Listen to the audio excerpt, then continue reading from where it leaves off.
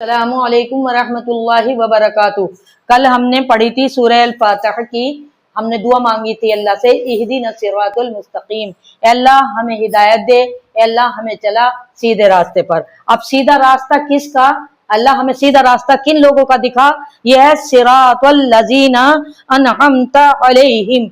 रास्ता सिरात कल आपने पढ़ा था, तो रास्ता सिरात अल लजीना उन लोगों का जो, ये इससे आप पहचान कर लें। अल्लजीना ये बार बार आएगा, जैसे फैमिली का कोई हमारे घर का बड़ा बुजुर्ग होता है, इस तरह इसको ये मान के चलें आप। मैं मिसाल के तौर पर बता रही हूँ, इसे बड़ा मान के चलें आप कि कुरान में ये बहुत जगह आएगा। और इसके मायने हैं उन लोगों का जो, अनअमता ता के मायने जहां पे भी आएगा तू, तूने या तुमसे है, तो ता के मायने तूने। अनअम ये इनाम है, एन नून एन अलिफ नून एन मीम, यह है ना, अलिफ नून एन मीम इनाम, तो इनाम किया जिन पर तूने इनाम किया। अब ये भी देखो अलग अलग है सारे, मैंने अभी बताया ता इसमें अलग है। अब ये भी अलैहिम आपको देखने में एक लग रहा है, लेकिन ये भी अलग अलग है। ये आला के मायने तो पर के हैं, ये आला के मायने पर के हैं, ये पर, और ये हिम उन पर, हिम के मायने उन और आला के मायने पर। तो कुरान में ऐसे बहुत जगह आएगा, तो आप समझ जाना कि ये आला के मायने पर के हैं और हिम माने उनके हैं। अरबी जबान इतनी भारी नहीं है, इतनी मुश्किल है, सिर्फ इसको समझने की जरूरत है। सिरात पहले भी आया, अल्लजीना अभी पहली बार आया है, तो मैंने आपको बता दिया अल्लजीना बहुत बार आएगा, और इसका तर्जुमा होगा उन लोगों का जो। बार बार ये आएगा तो उसमें मुखातिब होगा उनका, जिनका, या उन लोगों का। तो ये हमारे एक समझ के चलो, ये हमारा फैमिली का सबसे बड़ा मेंबर है। अनअमता इसमें साफ दिखाई दे रहा है आपका, अलिफ नून एन मीम, अनअम ता तूने, और अलैहिम उन पर। अब ये आप समझ लीजिए कि हम अल्लाह से अब दुआ मांग रहे हैं, अल्लाह हमें किन लोगों का रास्ता दिखा।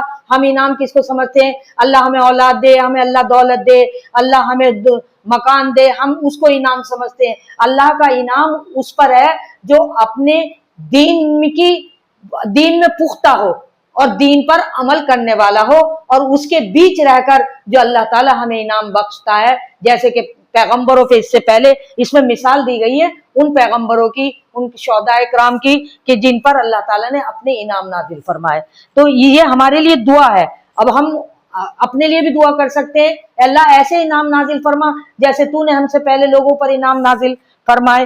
तो ये हमारी दुआ थी, अल्लाह आपको और मुझे इस पर अमल करने वाला बना दे, गफूर रहीम। अब ये भी हमारी सूरह अल-फातिहा की आयत नंबर 6 पूरी हो चुकी है, अब कल 7 पूरी हो जाएगी इंशाअल्लाह ताला। आप कुरान को इसी तरह पढ़ती रहें। जब 7 में पूरी करूंगी तो फिर मैं आपको कुरान सामने रखना है, हर सबको जब भी पढ़े 24 घंटे में एक बार मेरी वीडियो कुरान सामने रख के लफ्ज ब लफ्ज मायनों के साथ उसको पढ़ें, और एक कॉपी बना लें जिससे भी गंदा राइटिंग हो, अच्छा राइटिंग हो, कम पढ़ी हुई हो, ज्यादा पढ़ी हुई हो, क्योंकि आपको खुद ही पहचानना है, खुद ही समझना है। और जो मेन चीज है जिसका जबर जेर अलग ना हो, वो आपके सामने कुरान रखा हुआ है।